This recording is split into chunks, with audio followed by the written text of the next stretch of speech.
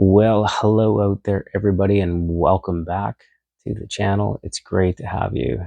Thanks for taking the time.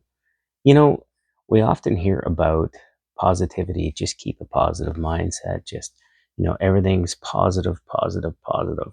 But the dangers of that on your mental health, on the reality of situations, can be huge.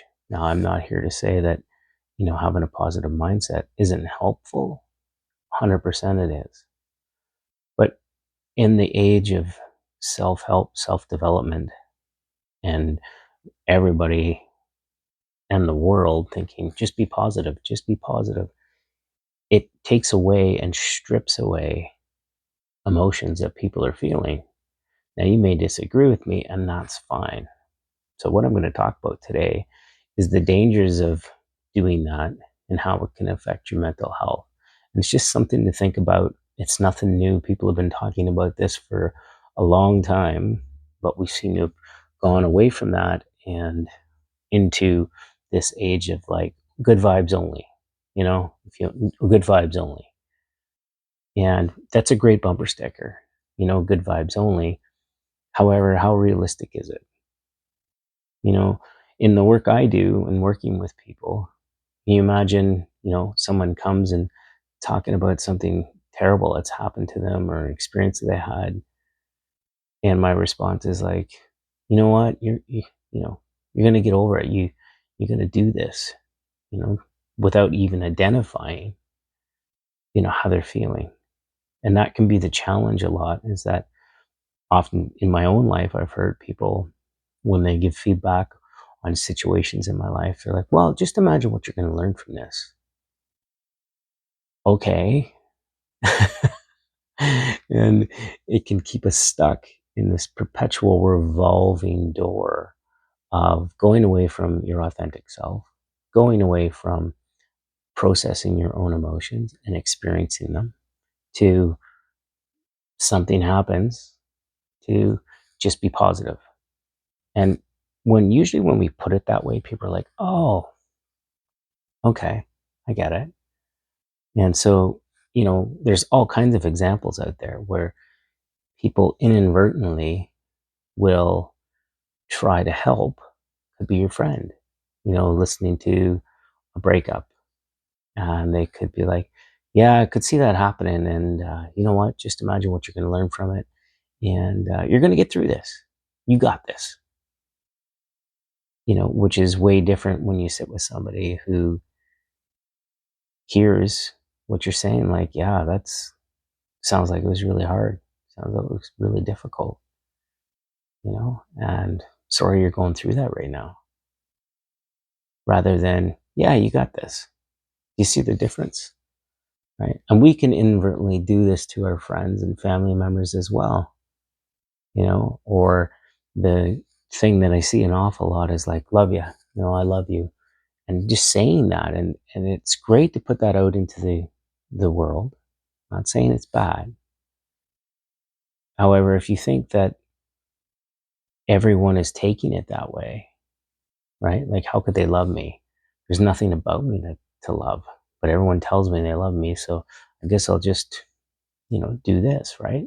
And so it's interwoven almost now into our societal views on things, right? I mean, we're in a time now where self-help, self-development gurus are everywhere, you know, and we've sort of gotten away from acceptance of how things are. Doesn't mean we approve of them, but when we're going through something, bad relationship breakup, and if your mind is like, yep, that's just how it is, and this is what I learned, and you bypass, it's a lot of what's happening. People talk about spiritual bypassing, but there's also those emotional bypassing, right? Lose a job, you know, and people will say, well, just think how much free time you're going to have. Okay, but how am I going to pay rent? How am I going to do this? People are going to look at me differently. People say, it doesn't matter how people look at you. It's like, okay, that is true, right? When you can step into your authentic self and be who you are, you'll get to that point where things like that don't matter. But at the start of the process, it's not always that way for everyone. And it doesn't mean it's that way for you.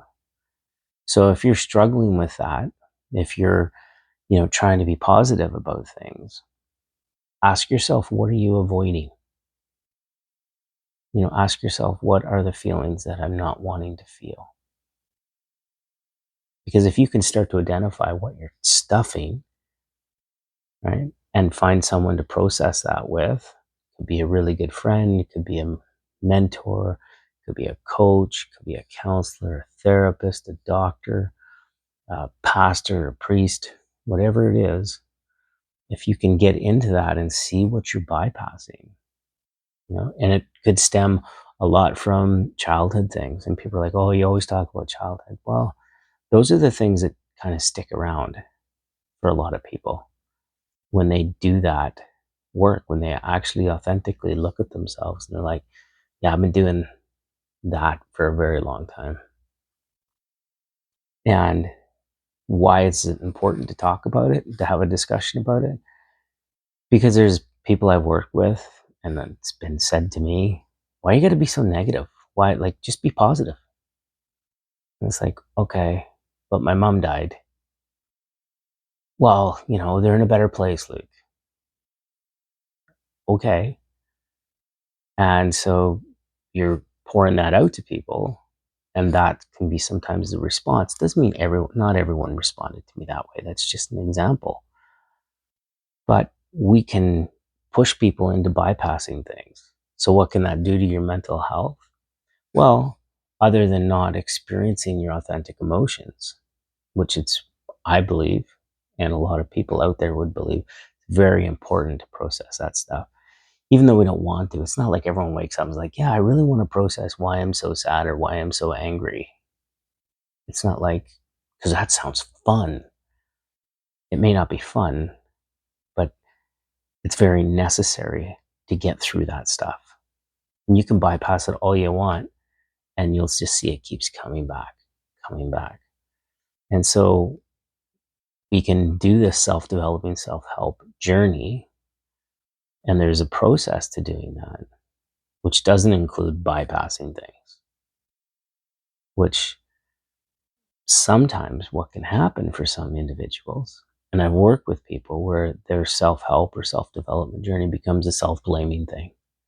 They get stuck in anxiety, guilt, shame.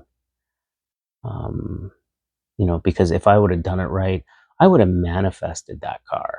But apparently, you know, I've talked to people about it and it's all my fault. I wasn't trying hard enough. I didn't align with the universe right. I didn't this right. And it becomes this seeking and seeking, like, well, what do I need to do right? How do I do this? You know, how do I say the mantras right? How do I say the affirmations right? And we can get stuck in that to becoming this self-blaming, I never do anything right. And that's the danger that it can have for some people. We're not speaking about everyone, but the more you talk to people about this, the more people are like, yeah, I did that and nothing changed, or I felt good for a little bit, but then, I started to really see some of the holes in my things. Now, if we talked about having positive mindset, 100% it's great, but it doesn't bypass the work you have to do, right? Even in working in your own business, right? If I was slow, people would be like, well, it must be something you're doing. 100%. And it could be. You're right. It could be something I'm doing. 100%. But is that the only thing? Or is it I'm not in the right niche? So I need to explore that, right? There's things I can do and work on other than just I'm not doing it right. My energy isn't aligned with that. And can become this way to bypass things, to not work on them. And I know this might ruffle a few feathers, and that's okay. If you're here watching, you've got some interest in this, right? So positivity, people call it toxic positivity. I like to use the word misaligned positivity. And the reason I like that is because, we start throwing out those terminologies, toxicity. I mean, everything's toxic now. Relationships are toxic. That's toxic. Masculinity is toxic. Femininity is toxic. If you're too feminine, it's toxic. If you're too masculine, it's toxic. Um, you know, your hair is short now, it's toxic. And I know I'm joking about that, but it becomes another buzzword. And so sometimes people have really good intentions, but they can be misaligned. And when it comes to your mental health, right, when you're trying to work on yourself, and that becomes not even developing and working on yourself, it becomes almost a hatred of yourself because you don't do anything right, which goes back to, for some people in their early childhood, when they're like, I never do anything right. And if I just worked harder, if I just did this, if I just believed harder, if I just did that, then it would be right. If we start really looking at some of these things and how it all lines up, even things around the secret and manifestation, they're all great things. Yes. But you hear later as they did it, they talk about resonance. So not only is there frequency, which exists, we know that, right? But it's also doing those things to line up to that, right? So if I just stare in the mirror and say, I'm good,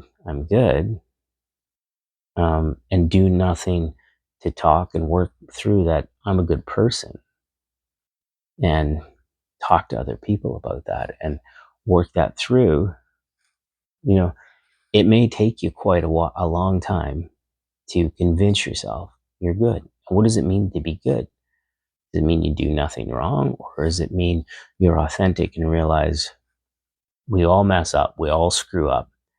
And you start to notice that. It's like, yeah, I can get that. And so you cut out the judgments and really start to see how things are. It's a more, acceptance of reality is not approval of reality. It's when people hear about radical acceptance and they think, well, you just accept everything. It's like, no, you accept how things are. You radically accept the relationship is over. And, you let them go and you move through that and you've radically accepted that there's not going to be any change in that. And you move on, right? And you radically accept that you have limitations. You have things that you need to work on, right? You actually have to do the work rather than good vibes only. Keep anyone who's negative is out of my life. Like, that's a pretty intense statement if you think about it. Who decides what's negative or not? So if someone's struggling, do you just say, you're negative, get out of it? Or do you be authentic and say, I hear you. I hear you're really struggling and I care about you. But I'm going to be honest, I don't know if I have the ability today to actually work through that. But I hear you. Or would you prefer someone to say, nope, good vibes only. This is all I can do. This is all I can handle. And you can start to see, and you're probably noticing in your head, like, oh, I've seen that.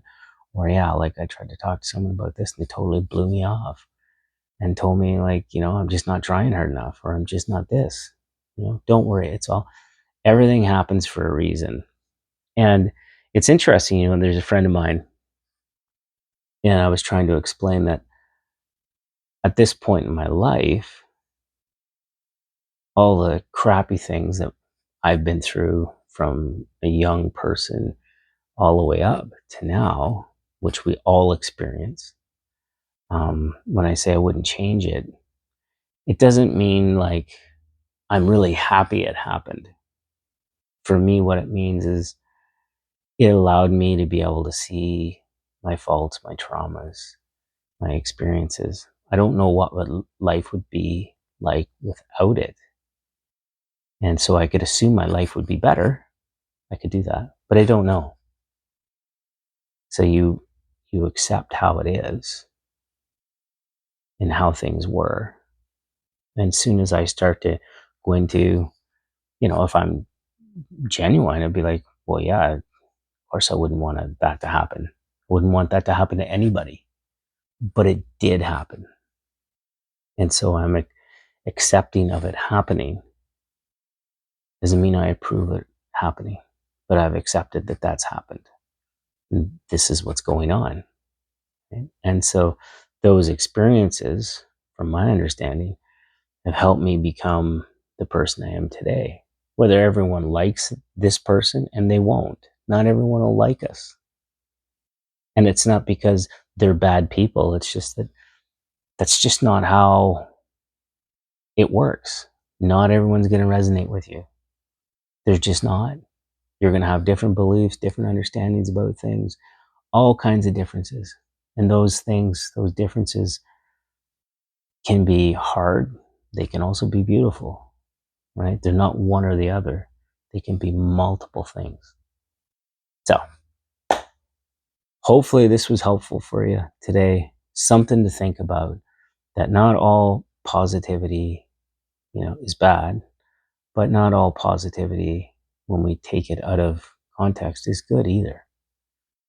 Right?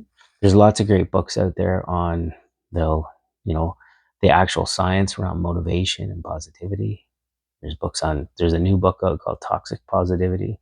It's a great read. It's written by a female therapist out of the States. She has some great info out there. I'll try to put her name in here to make sure I'm linking it up correctly. It's a great read, though. It's just something to think about, and her experiences in therapy and some of the frustrations that are out there with just be positive all the time. And just be positive doesn't incorporate how you're actually feeling. It's telling you how to feel. If someone says to you, well, that's horrible, but just be positive. That doesn't acknowledge actually how they're feeling. Doesn't acknowledge how you're feeling.